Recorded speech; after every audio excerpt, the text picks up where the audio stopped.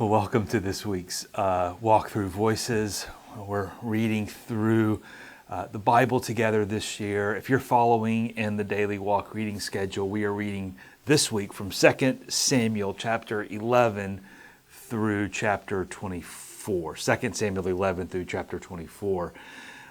What's happening in the story of the Old Testament now? Well, David is king over God's people, and he is establishing his kingdom. And so these chapters that we're reading really center around David's leadership as king over the people of God. This week's reading in chapter 11 opens with a familiar story of David's moral failure and his adulterous relationship with Bathsheba. And it really ends in chapter 24 with David as an old man nearing his death. And so we're reading much of David's life. You know, there is no shortage of sermons or lessons or commentary on David's moral failure in 2 Samuel chapter 11. And there's probably very little that I could say about 2 Samuel 11 that hasn't already been said at some point. But I did have a rather unique experience recently with this story. 2 Samuel chapter 11, you read these verses this week if you're reading along. Verse 2, one evening David got up from his bed and he walked around on the roof of the palace. And from the roof he saw a woman bathing.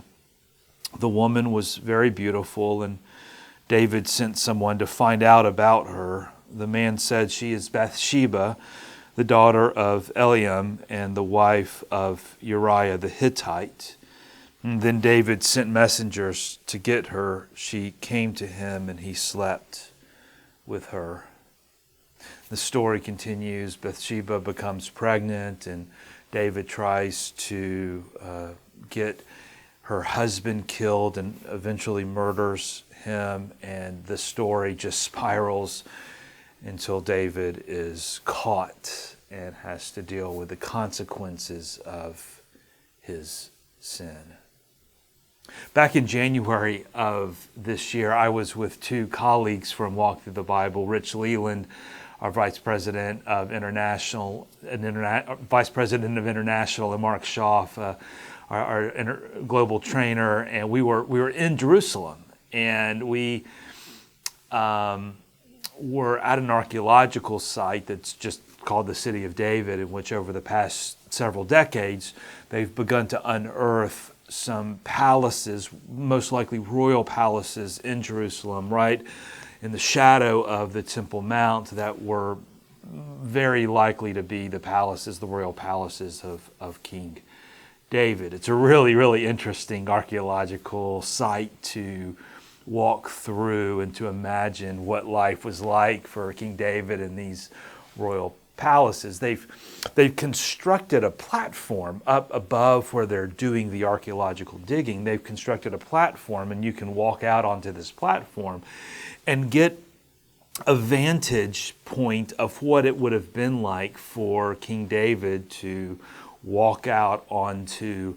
the roof of the palace. Now, was it exactly at that spot? We're not sure, but certainly likely within that same area, and that vantage point on that platform would have been very similar to what King David would have seen when he walked out onto the roof of his palace in chapter 11.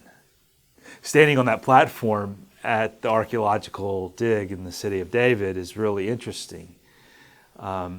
If you look one direction, you're sort of looking up the hill to the top of Mount Zion or Mount Moriah, where the Temple Mount is. And so as you're at the top of that mountain where the Temple Mount is, you come down a slope and you find the city of David. And then from that platform, you look down the rest of the mountain, and that's where all of the homes and dwellings would have been that David would have been able to see from the platform or the rooftop of his house.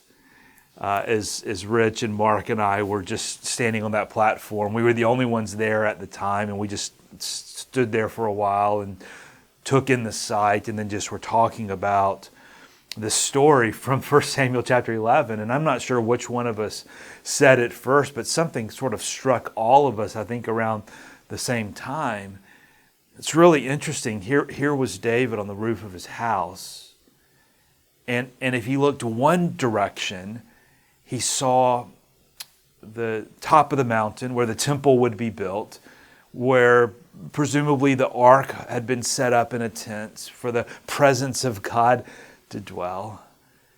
And if he turned around and he looked the other direction and looked down the valley, and would have seen Bathsheba out bathing on a rooftop.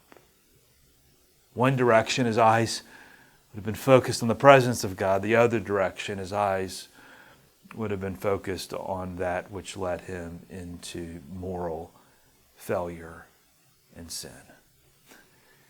Isn't it true that sometimes all we need to do to keep ourselves from walking into just failure and destruction and sin is to take our gaze, take our focus, take our eyes on what we see and turn them around and focus our attention on our God. All David had to do in that moment was just turn around 180 degrees off of what he saw with Bathsheba and onto the presence of God in his life.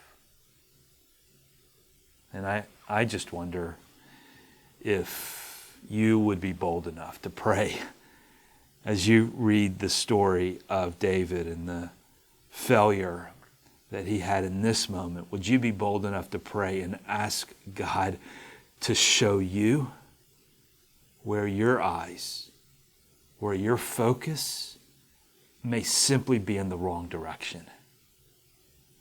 And would you ask him to show you in your life where you need to turn around and direct your attention off of what can lead to destruction and sin and onto the God that you've been called to serve?